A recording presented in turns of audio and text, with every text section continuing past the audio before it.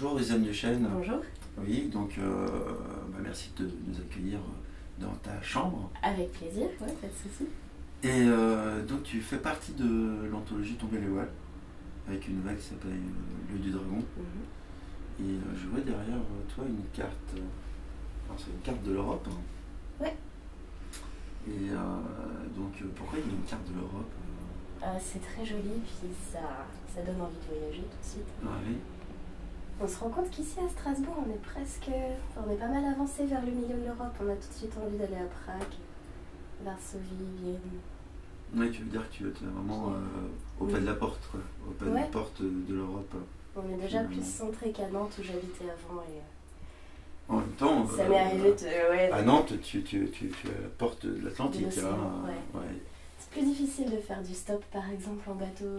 Je vais à New York, ça m'est arrivé de Nantes d'aller à Londres, Amsterdam, Florence, Barcelone en stop. Et là, je me dis que d'ici de Strasbourg, c'est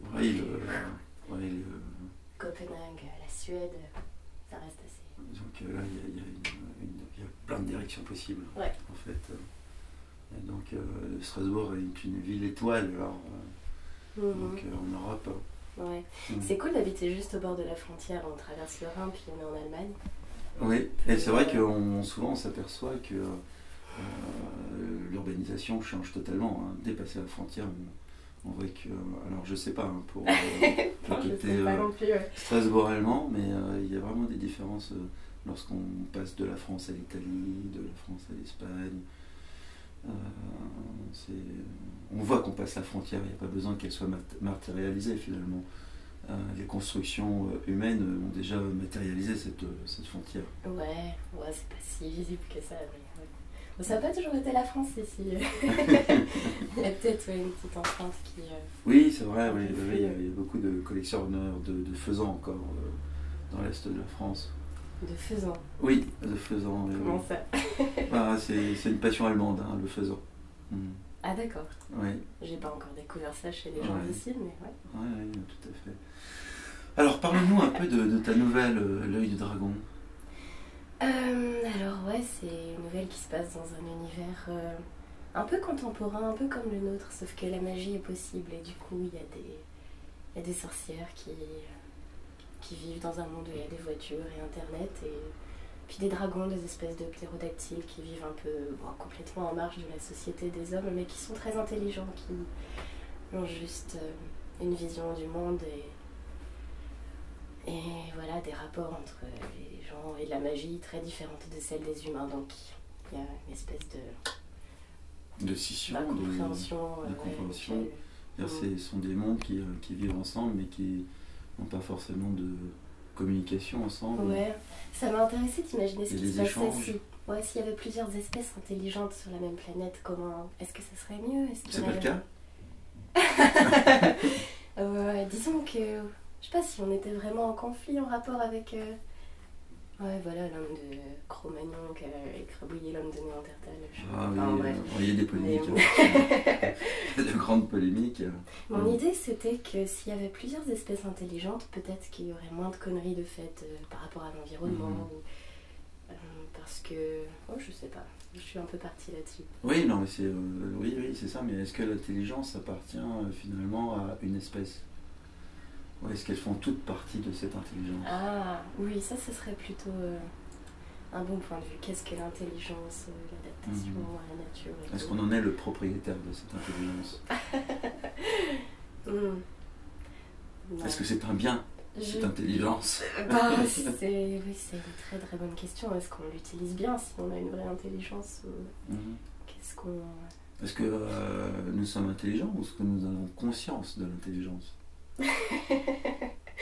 Ça y est, on est parti sur l'intelligence. Allez, on va faire des discussions de fond. Alors, ta nouvelle, L'œil du dragon.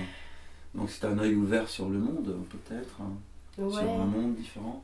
C'est un petit peu comme ça que j'ai pris la chute du voile, dépasser les préjugés un peu, et puis c'est pas si facile que ça de voir les choses telles qu'elles sont, de sortir du cadre. On est quand même très formaté par sa culture, sa société. C'est un peu ce troisième œil. Ouais. Ouais.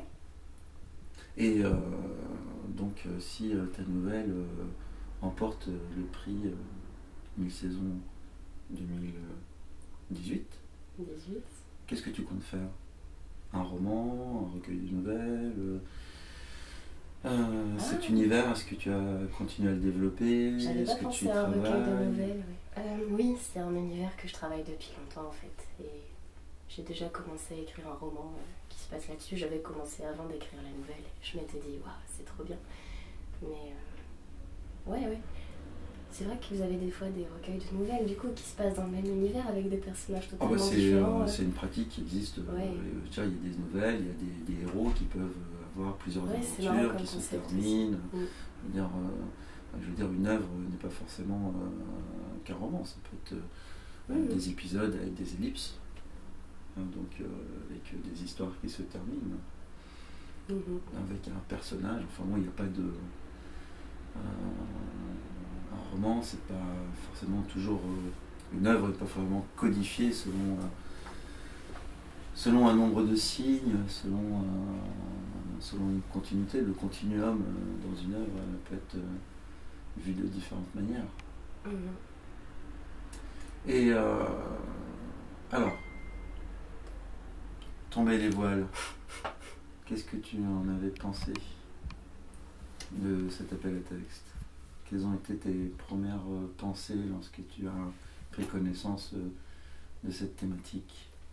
Je sais plus, je crois que j'ai découvert ça l'été dernier quand je regardais...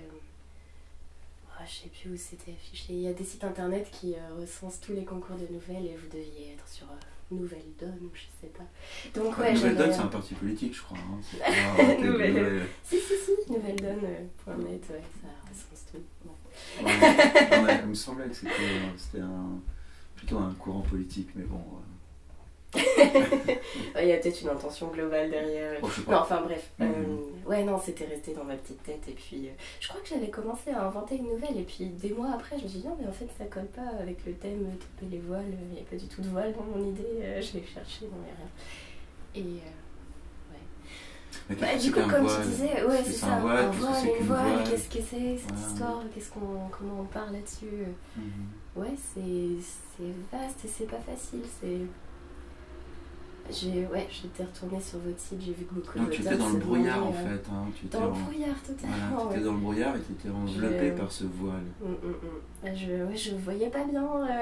Parce que, je me suis demandé si vous aviez utilisé une expression spéciale, s'il y avait déjà eu... si c'était une référence à quelque chose de précis du coup. Parce que voilà, tomber les voiles, tomber et les voiles, j'avais vraiment l'impression que c'était... que ça venait de quelque part et pas que c'était une ouverture. Qu'il y avait peut-être en fait un concept derrière tout ça. Ouais. Et j'ai vu que plusieurs personnes vous posaient la question sur le site. Mais bon, c'est la liberté de tous à chacun d'interpréter une thématique. Et puis surtout ne pas mettre l'auteur sur des rails, parce que sinon, à quoi ça sert de lui demander de faire preuve d'imagination si ce n'est qu'on lui donne déjà la direction dans laquelle elle est. Donc finalement, il faut vraiment que tous les champs du possible soient toujours ouverts et que justement que son imagination soit en action. Les champs du possible,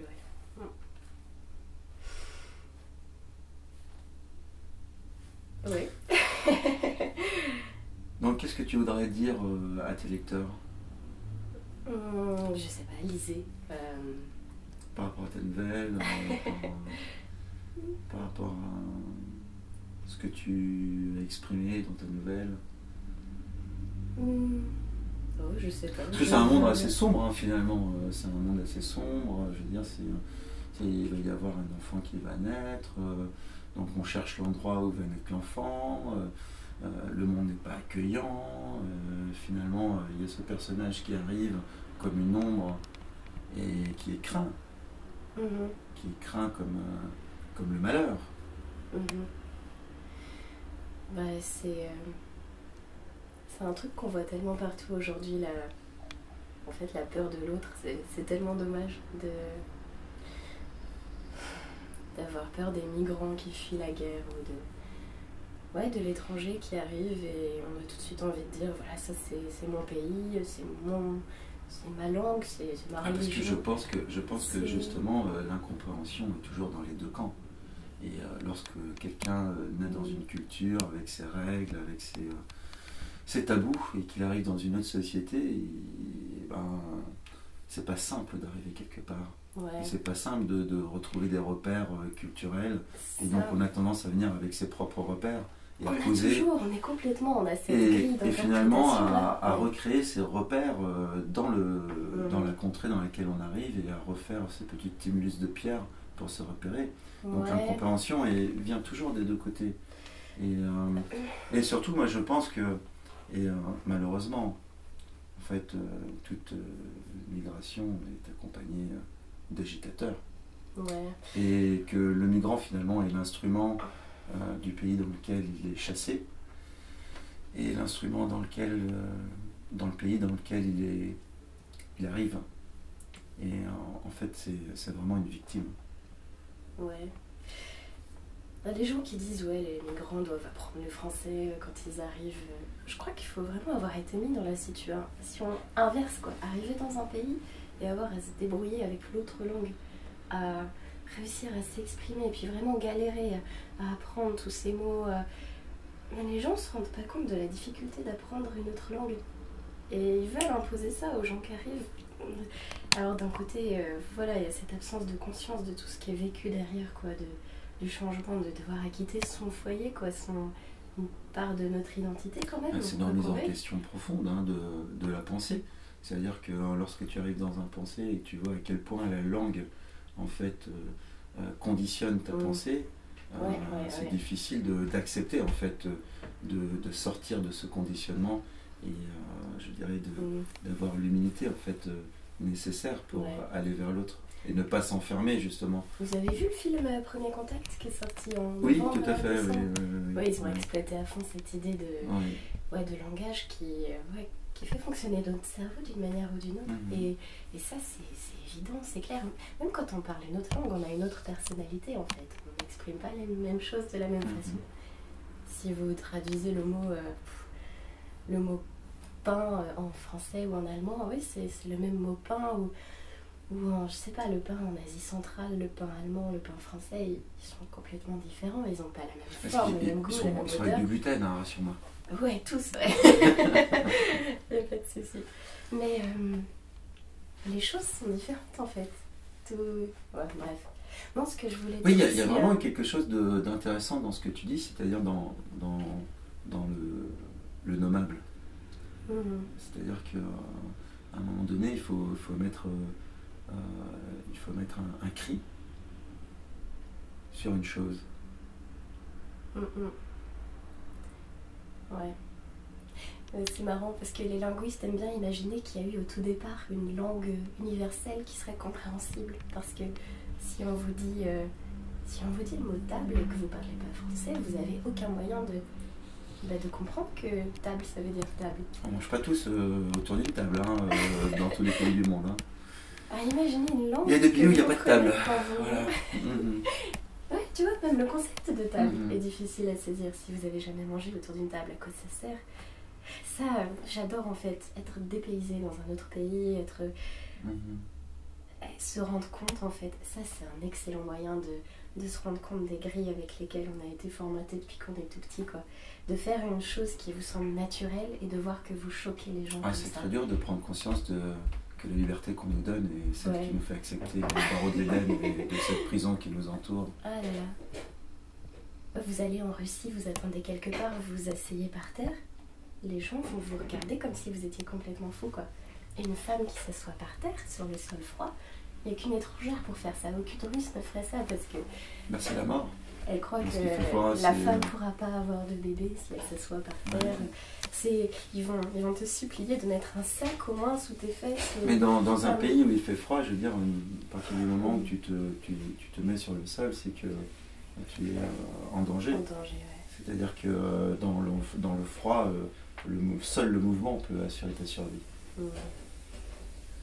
Ouais, surtout pas s'endormir, surtout pas se laisser assoupir. Là, c'est la fin. Gardez les yeux ouverts.